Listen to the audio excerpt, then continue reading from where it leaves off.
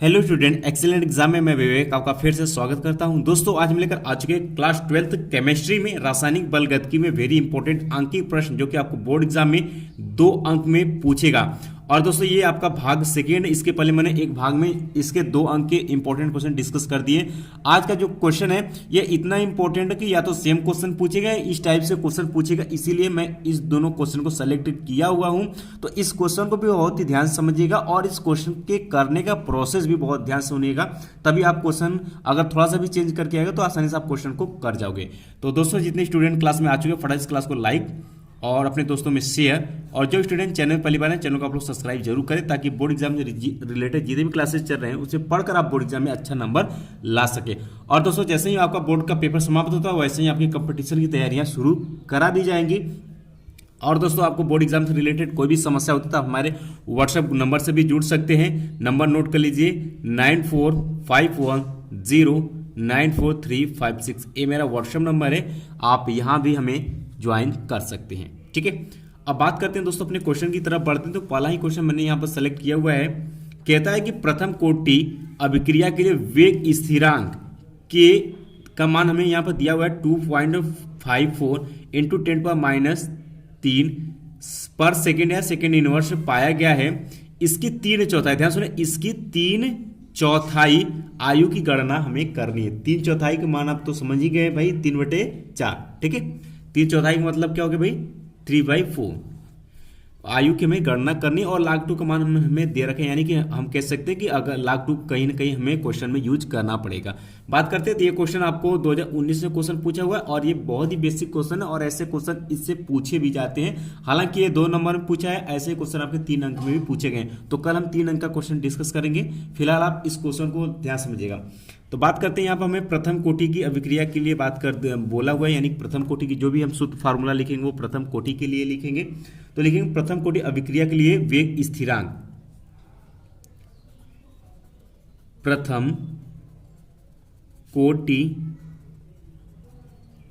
अभिक्रिया के लिए वेग स्थिरांक, वेग स्थिरांक के इक्वल टू क्या होता है भाई, आपको फार्मूला पता है, नहीं पता तो तुरंत याद करिएगा। के बराबर होता है आपका 2.303 अपान क्या होता है टी इंटू लॉग ए अपान ए माइनस एक्स, और ये बेस में कितना होता है 10 होता है, याद रखिएगा।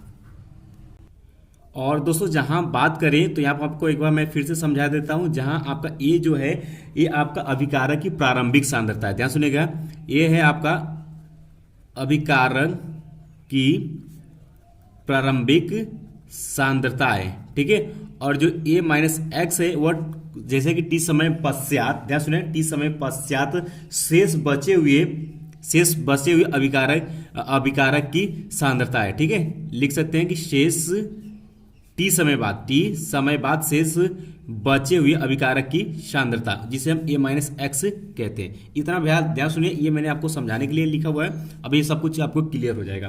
तो यहां से मैं दोस्तों क्वेश्चन में के का मान दे रखा है कितना, 2.54 इंटू 10⁻³ सेकेंड इनवर्स, में के का मान ऑलरेडी दिया हुआ है क्वेश्चन में। अब यहां से हम लिखेंगे कि माना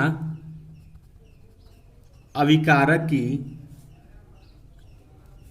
प्रारंभिक सांद्रता क्या है, हमारा ए है, और 3/4 आयु के लिए क्वेश्चन बोला हुआ है 3/4 के लिए लिखेंगे 3/4 आयु के लिए जो शेष बचा हुआ सांद्रता होगा तो क्या होगा भाई, ए माइनस एक्स होगा, और ये क्या होगा ए, और ए माइनस कितना 3/4 यानी कि 3/4 इंटू ए, यानी कि जो दोस्तों बात करते हैं जो ये 3/4 दिया हुआ और शेष बचा, यानी कि एक्स का मान हमें ये दिया हुआ है इतना, मतलब कि प्रारंभिक सांद्रता का इतना भाग, यानी ये एक्स का मान यहाँ पर कहलाएगा।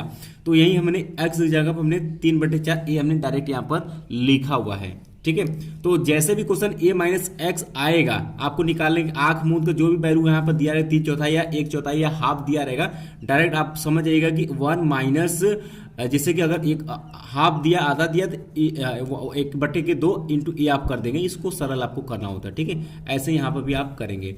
तो यहाँ से आप घटाएंगे दोस्तों तो कितना आ जाएगा भाई, अभी इतना रहने देते, बाकी वैल्यू हम पुट करके भी सरल करेंगे, यानी ए माइनस एक्स जगह हमें इतना पुट कर देनी है।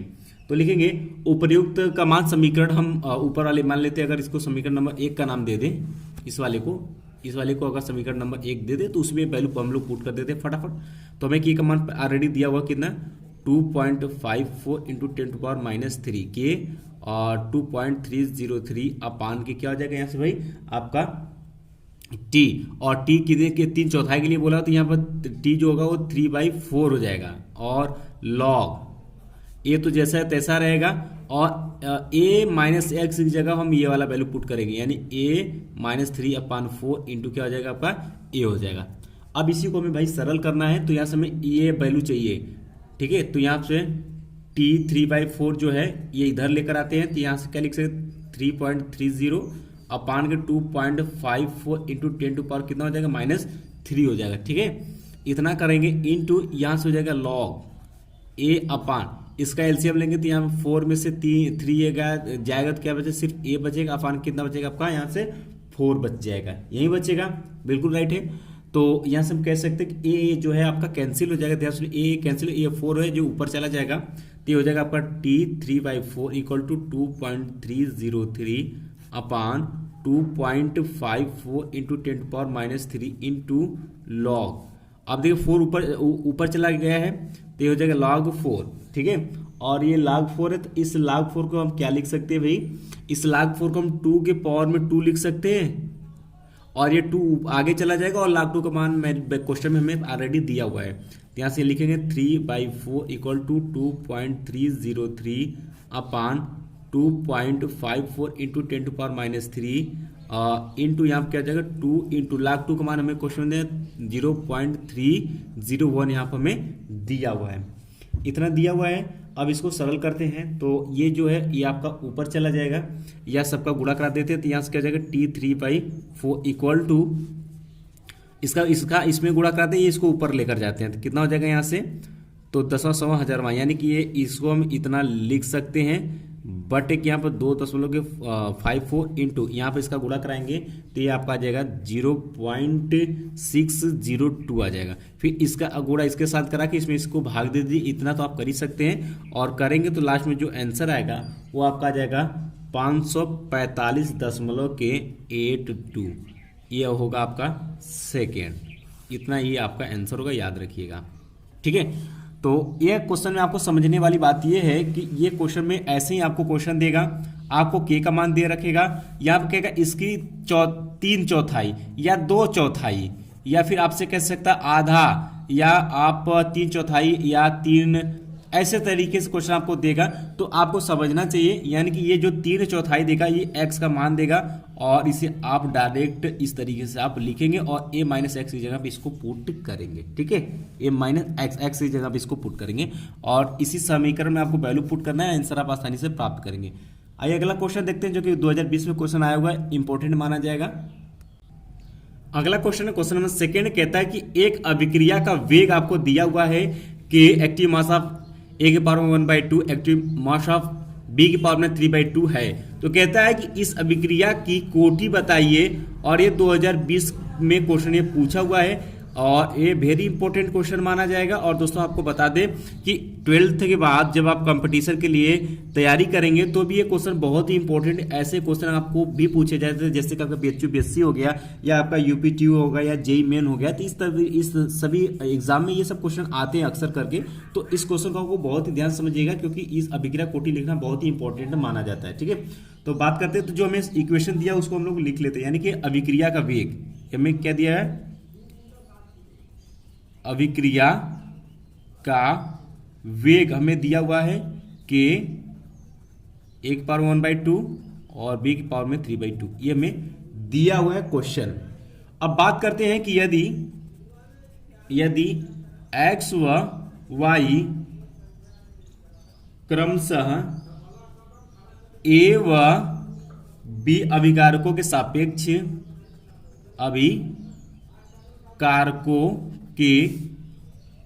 सापेक्ष अभिक्रिया की कोटि है,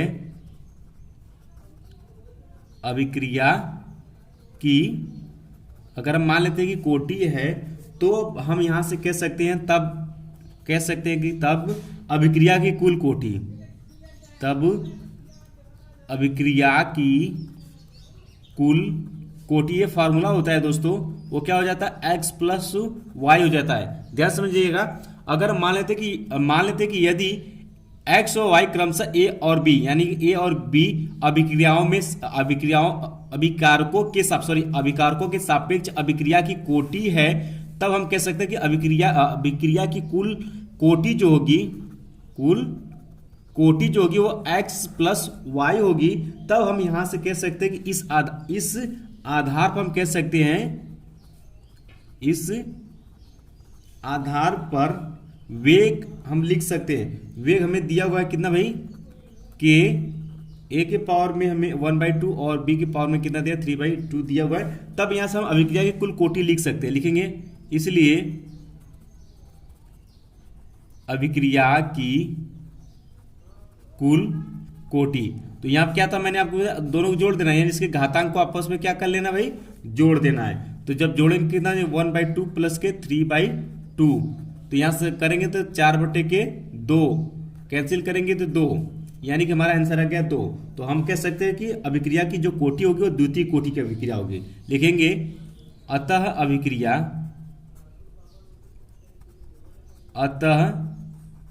अभिक्रिया द्वितीय कोटि की है। यही होगा आपका आंसर, फटाफट इसे नोट कर लीजिएगा। और ये जैसा कि मैंने आपको बताया कि कंपटीशन के एग्जाम में पूछा जाता है, सिंपल सी, एक बार मैं फिर से क्वेश्चन को रिपीट करता हूं। देखिए होता क्या कि आपको अभिक्रिया का वेग आपको क्वेश्चन में दिया रहेगा, ठीक है, अभिक्रिया का वेग क्वेश्चन में आपको दिया रहेगा। आपको सिंपल सी काम ये करना है कि मान लेते इसके पावर में अगर x है, इसके पावर में y है, तो हम कह सकते हैं कि अगर x और y a व b यानी a व b अभिकारकों के सापेक्ष अभिक्रिया की अगर कोटि अगर मान लेते हैं, तो अभिक्रिया की जब हम कुल कोटि अगर लिखना चाहेंगे तो दोनों को आपस में जोड़ देते हैं, यानी कि अगर x और y है तो x प्लस वाई हो जाएगा। इसी आधार पर हम ये इस वाले को भी क्या करेंगे भाई, इसका भी अभिक्रिया कोटि लिखने के लिए आपस में जो इसके घातांक है उसको आपस में जोड़ देंगे, सरल करेंगे, जो आएगा वही अभिक्रिया की कोटि होगी। तो यहाँ पर 2 आया है तो 2 होगी, यानी द्वितीय कोटि की अभिक्रिया होगी। 1 आता तो प्रथम कोटि की होता, 0 आता तो शून्य कोटि की अभिक्रिया होती, या फिर 3 आता तो तृतीय कोटि की अभिक्रिया होती। इस तरीके से हम इसको समझेंगे, ठीक है। तो आई होप क्या दोस्तों आपको ये दोनों क्वेश्चन अच्छे समझ में आ गया होगा। किसी भी तरीके की प्रॉब्लम होती है जरूर हमें कमेंट बॉक्स में कमेंट करिएगा। बाकी दोस्तों मिलते हैं नेक्स्ट क्लास में, तब तक के लिए जय हिंद, जय भारत।